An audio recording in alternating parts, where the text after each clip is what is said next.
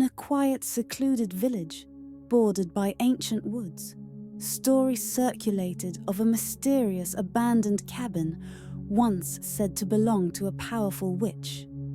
The villagers spoke of strange occurrences tied to this place, whispering winds and shadows that moved on their own, and avoided it, especially after nightfall.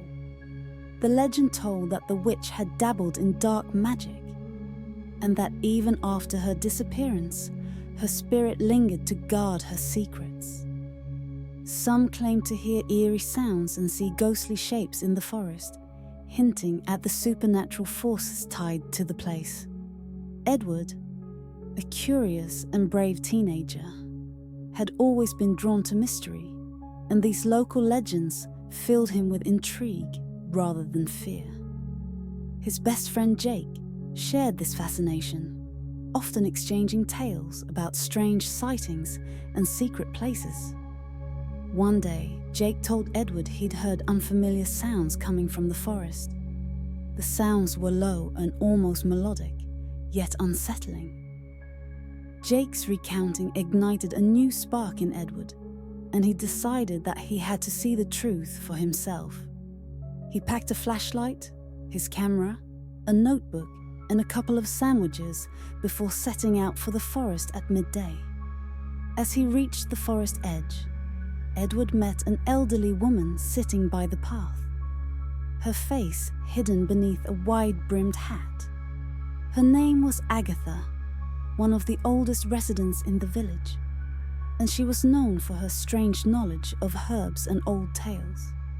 Agatha warned Edward in a low, trembling voice that if he entered the forest, he should be prepared to confront his deepest fears, and that returning empty-handed would bring him misfortune.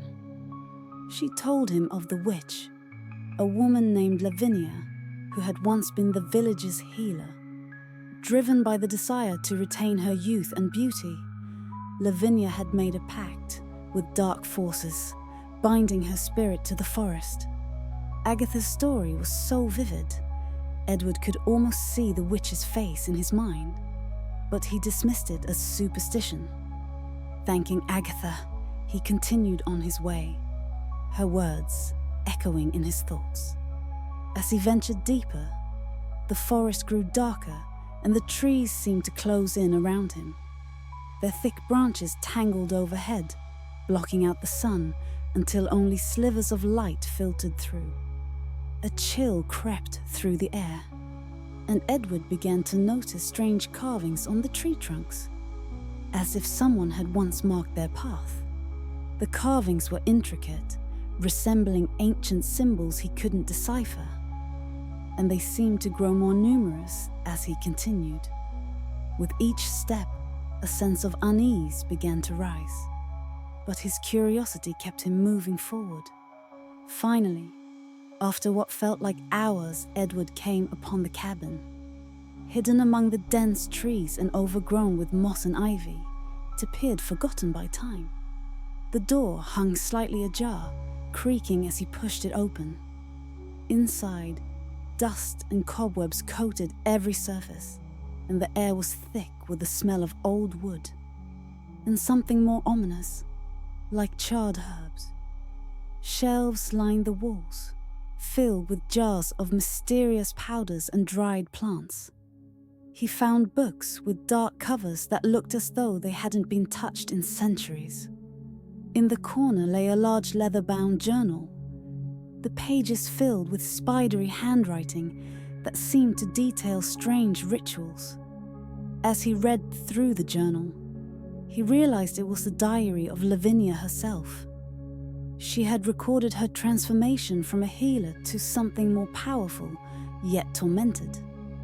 The pages detailed how she had sealed her youth with a ritual that bound her soul to the forest, but that she was not at peace.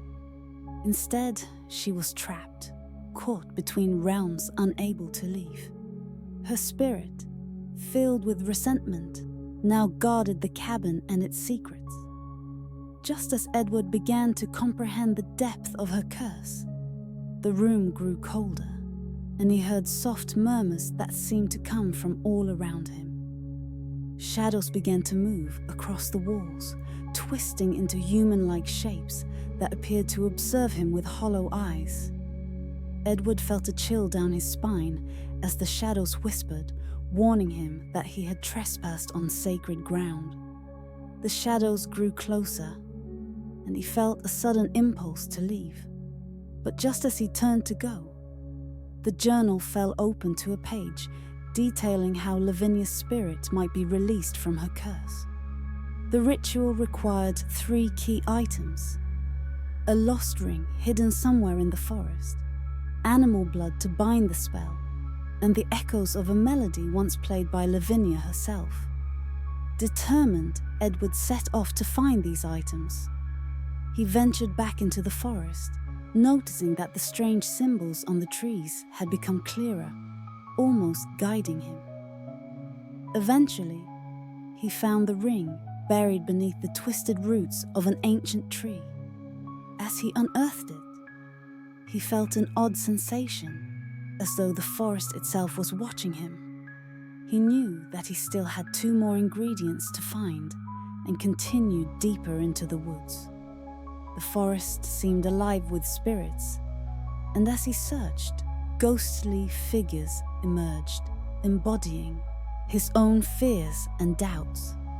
They whispered his insecurities, attempting to break his resolve, telling him he would fail and be trapped in the forest forever. Just as his confidence began to wane, he decided to seek out Jake. Sharing his discoveries, Edward found new strength in Jake's encouragement. Together, they returned to the forest, bringing along flashlights and a notebook filled with Agatha's notes on local legends. They eventually found animal blood, marked in a circle on an ancient stone at the heart of the forest. Jake carefully recreated protective symbols around them, and they pressed on to the cabin for the final piece. Inside, they found an old, wind-powered instrument that, when touched by a breeze, emitted a haunting tune. The melody seemed to stir memories of Lavinia, and Edward felt her presence strengthen as he held the instrument. As they began the ritual, shadows filled the cabin, forming into shapes that grew more aggressive, swirling around them with increasing intensity. The boys stood together, each finding strength in the other, and Edward began to hum the melody from the instrument. A strange warmth filled the room, and suddenly Lavinia appeared, her form ethereal yet radiant, surrounded by light. Edward realized she wasn't evil, but a spirit longing to be freed from her bonds. She told him he had a choice. He could release her and risk being taken with her, or he could leave, allowing her spirit to remain trapped. Edward, understanding that this was his moment to face his fears, chose to free her. Sensing his genuine bravery, Lavinia promised not to take him with her, but instead blessed him with courage and wisdom to overcome the darkness in his heart. The ritual completed, Lavinia's spirit dissipated into a warm glow that filled the cabin and seemed to calm the forest. The shadows retreated, leaving only peace and silence. Edward and Jake, breathing sighs of relief, felt that they had become part of the forest's story, guardians of its secrets. The forest no longer frightened them. They knew they had conquered their fears. Returning home, Edward felt a new strength within him.